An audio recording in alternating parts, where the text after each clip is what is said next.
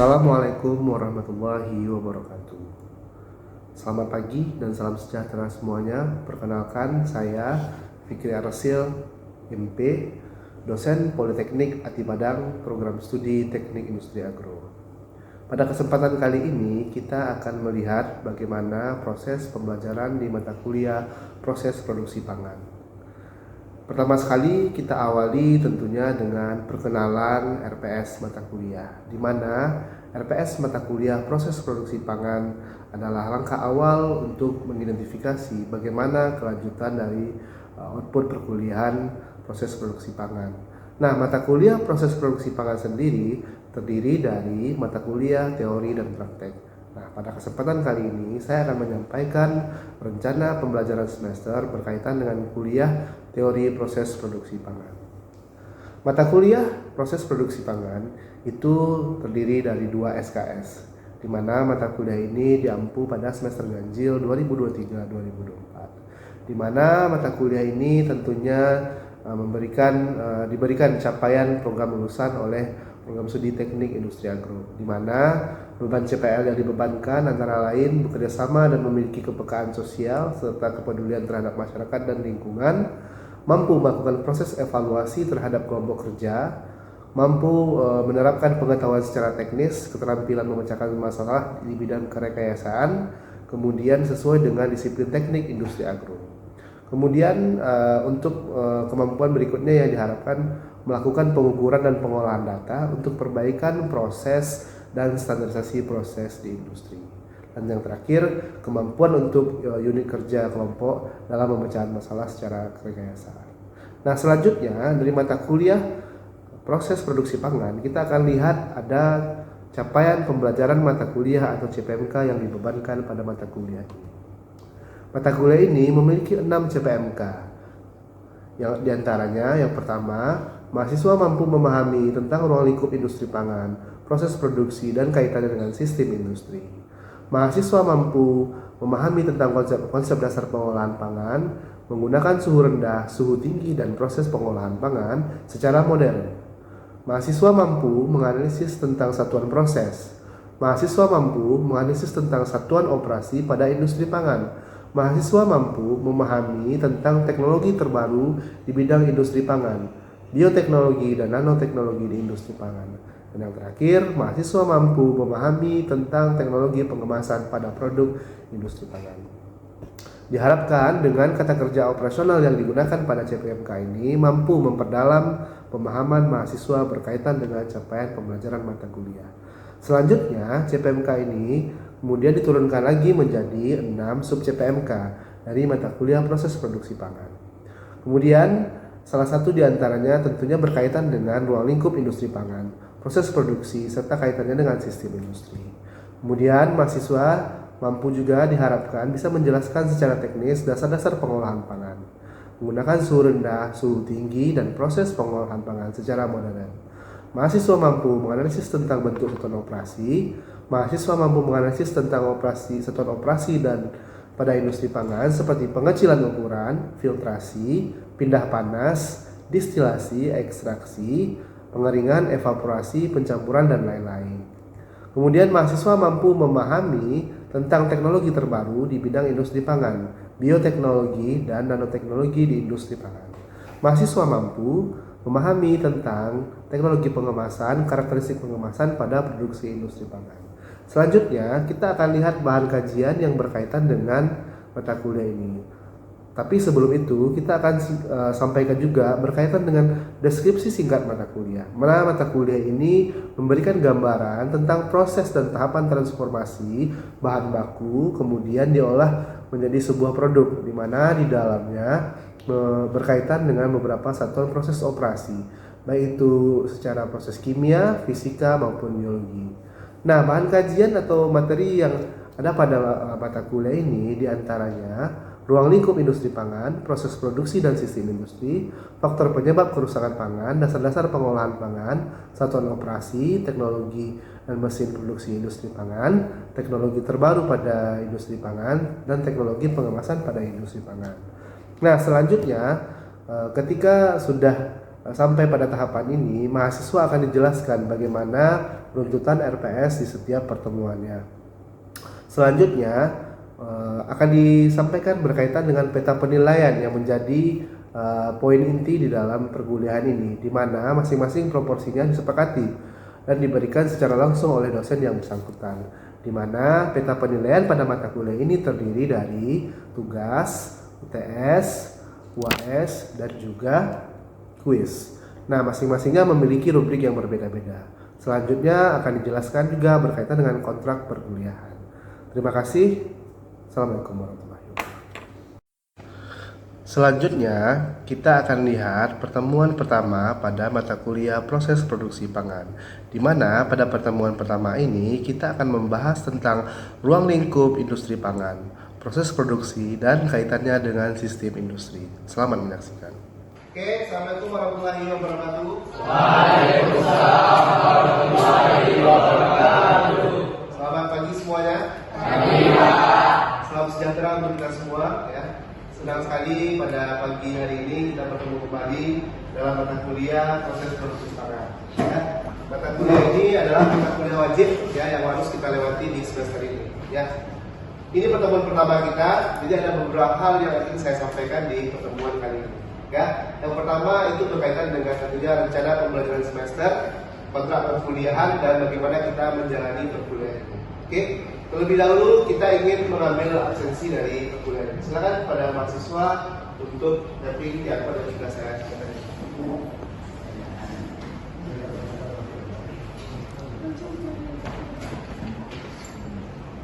Oke, silakan lanjutkan.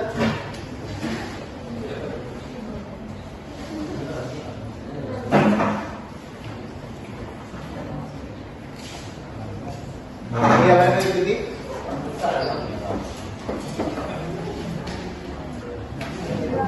Oke, jalan.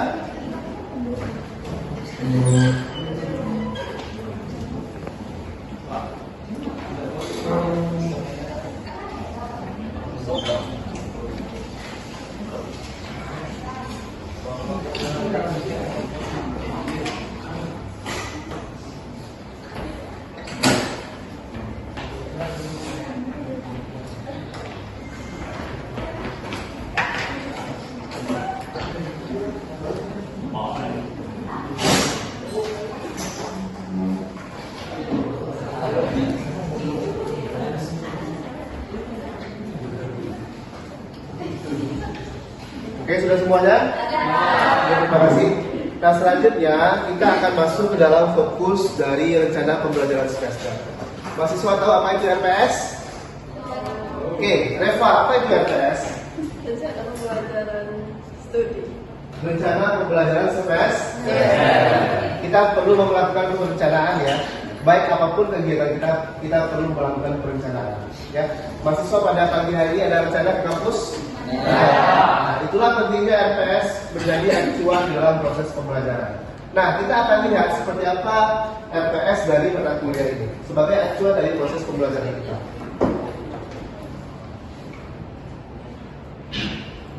Oke, bisa dilihat semuanya? Ya, ini adalah rencana pembelajaran semester mata kuliah ini. Ya, ada CPL. Apa itu CPL, Benny? Capaian pembelajaran dulu. Ada output yang diharapkan dari mata kuliah proses produksi pangan. Kemudian ada CPMK, capaian pembelajaran mata kuliah dari mata kuliah ini. Ada 6 CPMK ya. Kemudian ketika di breakdown lagi ada 6 sub CPMK. Artinya apa? Mata kuliah ini ingin memberikan gambaran yang sistematis antara capaian pembelajaran mata kuliah dengan sub capaian pembelajaran mata kuliah. Ya, artinya apa? Setiap pertemuan kita akan dipandu oleh standar yang sudah tersistematis dengan baik. Oke, bisa lihat di sini ya. Yang pertama itu ada CPL 1, itu berkaitan dengan bagaimana proses kepekaan terhadap lingkungan, kemudian proses evaluasi, kemudian kemampuan teknik secara terstruktur di bidang industri agro, kemudian pengukuran dan pengolahan data di industri, dan terakhir adalah kemampuan untuk memimpin tim dalam perusahaan kerekayasaan. Ini adalah capaian pembelajaran lulusan dari mata kuliah ini. Kita akan lihat bagaimana CPMK dari mata kuliah ini. Ada berapa CPMK-nya Michelino? Berapa? Ada 6 ya? Ada 6 CPMK yang diharapkan dari mata kuliah ini. Ya, masing-masing memiliki kata kerja operasional yang berbeda. Ya, baik itu memahami, kemudian menganalisis, kemudian itu sesuai dengan capaian masing-masing CPMK yang diharapkan. Di bawah CPMK kita akan punya lagi ada namanya sub CPMK. Bagaimana CPMK itu diperluas lagi kedalaman dari pembahasannya. Dan itu kita akan temukan di mata kuliah ini sebanyak 6 sub CPMK. Ya. Ketika sudah jelas mata kuliah ini, kita akan lihat lagi bagaimana deskripsi dari mata kuliah proses produksi pangan. Sidik Bambang Karno, terlihat dari depan deskripsi singkat mata kuliah. Silakan kamu baca apa deskripsi singkat dari mata kuliah proses produksi pangan. Mata kuliah ini membahas tentang proses dan tahap produksi bahan baku menjadi produk yang terjadi pada kegiatan proses produksi industri pangan seperti proses kimia, fisika, biologi maupun gabungan. Mempelajari prinsip satuan operasi dan satuan proses dalam industri pangan. Mata kuliah ini juga membahas berbagai peralatan yang digunakan di dalam industri pangan sesuai dengan dasar-dasarnya, unit proses dan unit operasi dan proses, teknologi pengolahan yang umum digunakan dan teknologi terbaru di industri pangan khususnya sektor makanan dan minuman. Oke, terima kasih, Sidik. Ya, ini adalah deskripsi ya. Deskripsi itu gambaran ya. Semuanya setuju deskripsi adalah gambaran? Ya. Oke. Kemudian ketika kita sudah sampai di sini, kita akan lihat ada bahan atau materi yang akan kita pelajari selama 1 semester ini. Ini adalah beberapa materi yang kita pelajari, mulai dari ruang lingkup industri pangan, proses produksi, sistem industri, dan terakhir adalah bagaimana kita mempelajari berkaitan dengan kajian teknologi dan pengemasan. Ya, sampai di sini ada pertanyaan? Bisa dipahami ya? Oke, kita akan lihat lagi ya. Ini gambaran dari pertemuan masing-masingnya. Ini adalah pertemuan pertama kita di mata kuliah ini. Kita akan bicara RPS, kontrak perkuliahan dan peta penilaian, supaya mahasiswa tahu bagaimana kita belajar selama 1 semester ini. Ya, ini adalah gambaran yang akan kita pelajari pada pertemuan pertama ini. Ruang lingkup industri pangan, proses produksi, hygiene industri pangan, dan faktor penyebab kerusakan pangan. Ya, kemudian kita akan lanjutkan dengan peta penilaian. Nah, peta penilaian ini menjadi penting supaya mahasiswa tahu bagaimana komposisi penilaian dari mata kuliah ini. Ya, ada kuis, ada UTS, ada UAS, dan ada tugas. Masing-masing memiliki bobot yang berbeda-beda. Ya, jadi mahasiswa harus bisa melihat dari informasi ini, ya, bahwa inilah pemetaan dari mata kuliah di proses produksi pangan. Sampai di sini ada pertanyaan? Setelah ini kita akan lanjutkan berkaitan dengan materi pada pertemuan yang pertama. Ada pertanyaan? Oke, Bapak akan lanjutkan dengan pertemuan kita yang pertama, itu membahas berkaitan dengan ruang lingkup dari industri makanan dan minuman. Ya, semuanya suka makan dan minum?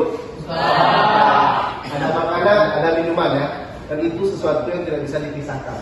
Ya, dan sekarang perkembangan industri makanan dan minuman sangat pesat sekali. Industri makanan dan minuman adalah salah satu industri prioritas yang diperhatikan oleh pemerintah. Kita akan lihat bagaimana sekarang kita belajar berkaitan dengan industri makanan dan minuman.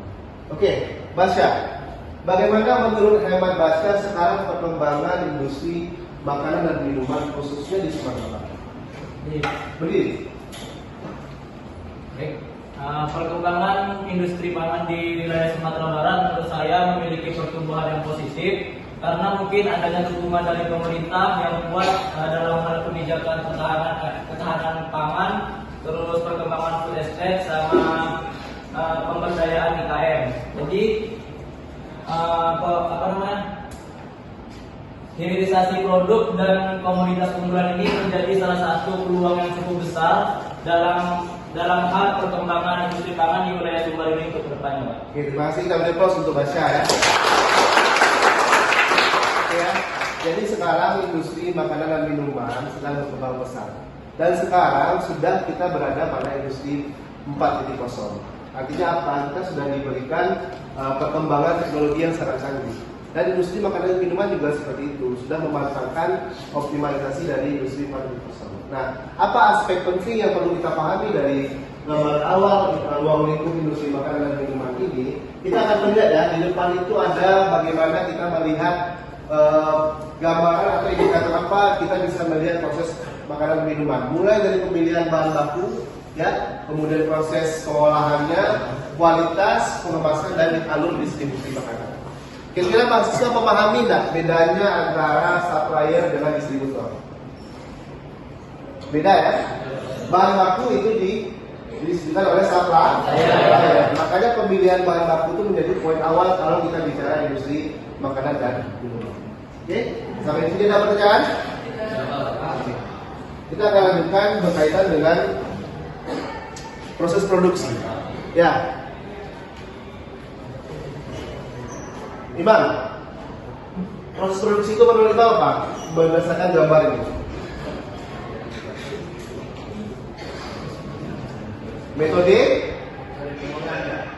Metode pengolahan yang berkaitan dengan produk atau jasa. Intinya memberikan nilai tambah, ya. Indikatornya adalah berkaitan dengan tenaga kerja, bahan baku, mesin yang digunakan, dan juga adalah segala sesuatu yang berkaitan dengan proses produk. Bisa dipahami? Ya, ini adalah gambaran identifikasi awal berkaitan dengan proses produksi. Nah, sistem produksi itu sangat kompleks sekali.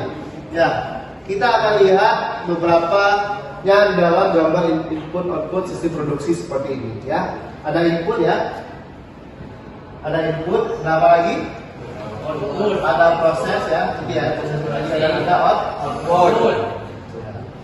Segala macam masukan atau identifikasi di awal yang kita gunakan itu berada di input. Apa saja dia? Ada material, ada bahan baku. Bahan baku itu material ya. Kemudian tenaga kerja, dana, informasi. Kemudian ada proses di sini ya, proses produksi, transformasi dan lain-lain ya. Kemudian itu menghasilkan segala sesuatu yang berkaitan dengan produk kita. Bisa produk, ya. Apalagi? Aspek apa lagi? Pelayanan produk atau jasa. Ya, ini adalah gambaran sistem produksi. Ada input, ya, ada proses dan ada output. Selalu seperti itu. Ya, intinya kita memperhatikan segala sesuatu yang berkaitan dengan proses ini. Ya, bisa dipahami?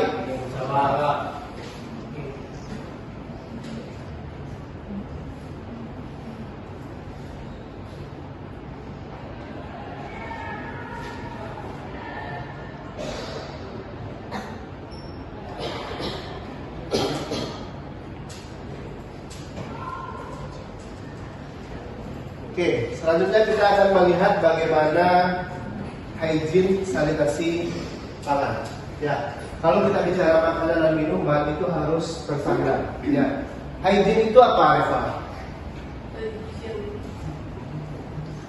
Hygiene itu apa? Ya. Kalau sanitasi berkaitan dengan prosesnya, ya sanitasinya seperti apa? Ya, kita akan lihat sejauh apa hygiene dan sanitasi ini mempengaruhi industri makanan dan minuman. Ya, tujuannya dulu ya. Tujuan hygiene dan sanitasi adalah untuk mencegah timbulnya penyakit dan menjaga keamanan dari produksi pangan. Ya, coba kamu lihat sekarang orang usaha catering. Ya, catering itu kalau dapurnya tidak bersih atau tidak terawat, mau nggak orang berlangganan dengan dia? Ya, karena kan kalau catering itu kan semuanya kompleks ya, mulai dari bahan bakunya bertumpuk ya, kemudian dapurnya, kamu lihat ya. Nah, catering yang baik itu catering yang sudah memiliki pengelolaan hygiene dan sanitasi yang baik. Ya, bahan bakunya sudah disimpan dulu di cold storage ya, kemudian bahan-bahan basahnya, dagingnya, seperti apa pengelolaannya, itu sudah harus diperhatikan. Ya, karena ini berkaitan dengan makanan ya, berkaitan langsung dengan manusianya. Kamu bayangkan kalau sayur tidak dicuci, kemudian dagingnya tidak bersih, masih ada darahnya, bagaimana itu kira-kira kalau kita olah? Ya, itu berbahaya ya. Makanya hygiene dan sanitasi penting dalam industri makanan dan minuman. Ya, paham ya? Inilah tujuan tadi kita belajar hygiene dan sanitasi di mata kuliah proses produksi pangan. Ya, kemudian ada prinsip-prinsip dari hygiene dan sanitasi pangan ini ya menitik beratkan kepada tindakan yang tidak boleh membahayakan kesehatan manusia. Ya, kemudian juga memberikan informasi yang jelas berkaitan dengan proses pengolahan, penyimpanan, pengangkutan sampai ke dalam distribusi. Ya, jadi membuat kemudian mendistribusikan, mengemas dan mendistribusikan sampai kepada konsumen dengan baik. Ya, jadi harus transparan semuanya. Ya, nah kemudian bagaimana kita melihat selanjutnya? Nih, ada gambar di depan ini ya, nampak ya? Oke, Benny, apa yang kamu lihat dua perbedaan dari gambar ini Pak? Perbedaan satu memakai APD lengkap, APD lengkap ya, memakai itu Pak. yang satu lagi tidak memakai APD ya. Kalau di industri makanan dan minuman ada helmet, ada sarung tangan ya, ada baju seperti ya. Nah, untuk kepala, bayangkan yang pakai bentuk kepala ini tidak pakai ya kalau di industri pangan. Ya, bayangkan kalau seandainya rambut kita jatuh ya, kemudian segala sesuatu yang membahayakan makanan itu ya, diambil kan banyak sekali ya. Nah, artinya akan mengganggu dari proses produksi kita. Makanya harus ada standar yang paling penting ya, ya standarisasi.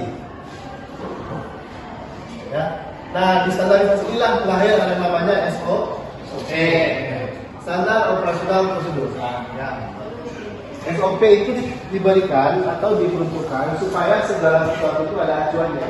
Ya, terstruktur dia, tidak boleh asal-asalan, harus mengikuti kaidah yang berlaku. Nah, di industri makanan minuman seperti itu. Dan industri makanan minuman itu adalah industri yang sangat ketat. Ya, kalau mahasiswa nanti masuk atau magang ke industri makanan minuman itu sangat ketat sekali. Mulai dari kesehatan karyawan, ya, kemudian bagaimana kamu di dalam akan diberikan standar yang tinggi. Karena ini berkaitan dengan makanan dan minuman. Ya, sampai di sini ada pertanyaan?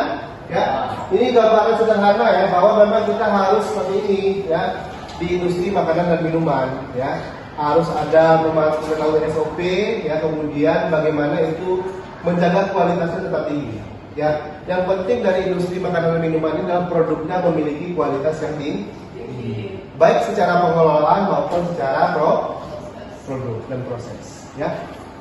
Bisa dipahami? Ya, Ribi ada pertanyaan? Bisa dipahami semuanya? Oke, kira-kira ini apa ini? Gambar apa ini? Proses pengangkutan. Distribusi ini bisa berbahaya nggak bagi produk kita? Bisa ya. Kita harus lihat bagaimana sih logistik yang digunakan, kemudian peralatan yang digunakan seperti apa untuk menyimpan produk kita. Itu harus betul-betul menjaga adanya kontaminasi dari pencemaran fisik, kemudian mikroba dan juga kimia. Harus betul-betul bersih dia. Oke, ini adalah peralatan yang kita gunakan sehari-hari untuk mengolah, ya khususnya industri makanan dan minuman. Ya, ada sendok, garpu, ya, kemudian peralatan masak ya. Ini kira-kira harus steril atau tidak? Supaya tidak ada kontaminasi, ya. Setiap kali digunakan harus dibersihkan kembali. Kamu bayangkan ya, ketika industri misalnya nih, industri rendang, mahasiswa suka rendang? Suka. Apa-apa saja peralatan yang digunakan untuk mengolah rendang? Wali. Apa lagi? Sutil. Spatula apa lagi? Pisau, dan hampa dan lain-lain. Jadi itu harus steril ya. Kamu bayangkan ketika orang mengolah rendang ya, itu sendoknya berkarat ya, kualitasnya berkarat, gimana kira-kira? Berpengaruh nggak terhadap hasil? Ya, pertama dari segi kualitas, kemudian cemaran mikroba dan rasanya berbeda. Makanya orang industri makanan dan minuman itu standarnya tinggi sekali. Ya, nanti kita akan sampai ada level namanya HACCP. Pernah belajar HACCP? Hazard Analytical Critical Control Point. Ya, jadi ada titik kritis di sebuah proses itu yang harus kita perhatikan. Mulai dari proses, ya, kemudian bahan baku dan lain-lain. Ya. Sampai di sini ada pertanyaan, ya. Jadi intinya mata kuliah proses produksi pangan memberikan mahasiswa gambaran bagaimana pengelolaan proses produksi pangan yang baik di industri. Ya, dan kita harus melihat itu sebagai sebuah fenomena yang sangat tinggi standarnya. Ya, gimana Hafiz? Jadi pahami Hafiz? Oke, gimana yang lain? Ada pertanyaan? Ada pertanyaan? Oke. Oke,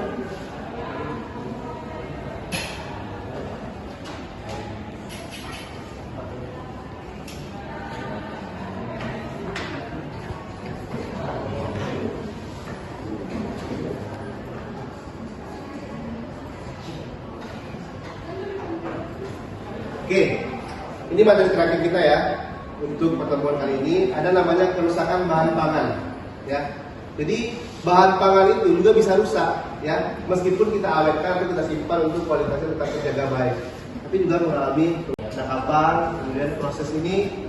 Nah, bakteri, ya, dan masing-masingnya memiliki spesifikasi yang berbeda-beda, ya. Kemudian kita akan lihat beberapa jenis kerusakan, ya. Ada namanya kerusakan mekanis. Ya, ciri-ciri kerusakan mekanis ini misalkan memar, ya, tertekan, sobek, terpotong, pecah, dan hancur. Ini disebabkan oleh beberapa faktor, diantaranya adalah mungkin peralatan, mungkin dia terjatuh dan lain-lain. Ya, jadi kalau kamu melihat sebuah produk itu hancur, misalkan dia sobek, itu kerusakannya adalah jenis kerusakan mekanis. Oke. Ada lagi dia kerusakan fisik, ya, disebabkan rata-rata oleh beberapa hewan, misalkan ya ada insekta, parasit atau tikus, ya. Kemudian juga memberikan spesifikasi seperti adanya lubang atau bekas gigitan, ya. Pernah lihat? Biasanya ada produk apa ya yang mengalami kerusakan seperti ini, ya? Apa? Buah-buahan mungkin ya. Apa lagi? Ya, sayuran, ya, apa lagi? Yang intinya apa yang disukai oleh makanan tadi, ya, ada tikus, ya, insekta dan lain-lain. Insekta itu serangga, ya. Nah, ya. Makanya orang betul-betul harus mengendalikan pengelolaan hama dengan baik. Ya, tikus bisa dibasmi, ya. Bagaimana caranya? Satu tikus, apa lagi? Ya, tikus, ya. Nah, jadi banyak cara untuk mengendalikan hama seperti ini. Intinya apa? Tidak mengganggu bahan baku dari proses produksi kita, ya. Makanya bisa dikendalikan dengan baik. Ya. Ada pertanyaan sampai di sini? Ya. Jadi ini adalah gambaran yang kita pelajari pada pertemuan yang pertama ini. Ya. Pertama itu secara keseluruhan bagaimana proses produksi, ya, industri makanan dan minuman, ruang lingkupnya. Kemudian kita bicara lagi hygiene dan sanitasi. Kemudian kita lihat lagi ada kerusakan di proses produksi.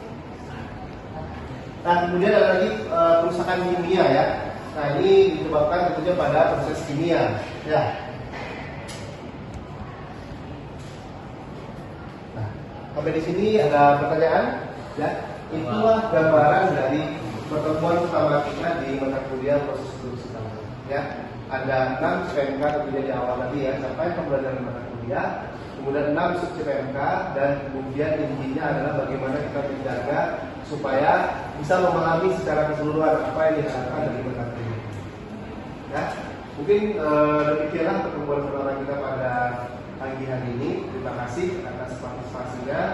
Saya sudahi. Wabillahi taufiq wal hidayah. Assalamualaikum warahmatullahi wabarakatuh. Waalaikumsalam.